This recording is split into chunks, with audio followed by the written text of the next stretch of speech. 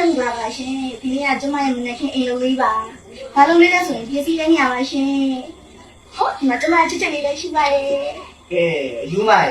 နင်းလေးချင်းလေးဒီဖုန်းနဲ့မျက်နှာနဲ့ပွားဦးမပေါ့အများနဲ့ယူခါနေရ ယောက်ျားကျမရှင်းပြောရစီလို့ ဒီကွာဘာလို့မှလည်းပြောပါ ပြောရှင်းကုန်နေရလေကျမပြေးဆောင်ချက်ထားတာသူတို့လက်ခံလိုက်ပြီကျမနာမကြရင်ရုပ်ရှင်ရရတော့မေး ဟာနင်းလေးအရင်ကဖက်မြက်ရမ်းလို့တာနေပြောတဲ့ကောင်နားထောင်လာငါအလုံးလုံးကြနေပြီအသွားတော့ညနေမှပြောလို့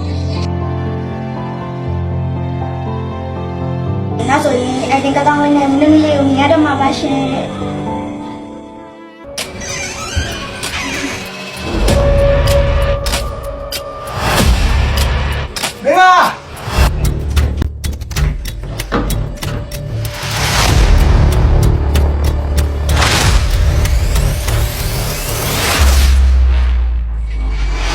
မင်းက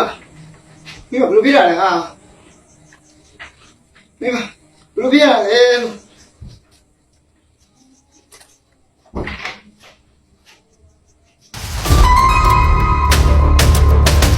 ကြောက်ပြင်းနေရရရလားတယောက်ဆောင်ကျင့်နေကြဗျာ ဟုတ်တယ်ယောက်ျား အာနင်တို့ဟာလေဟာ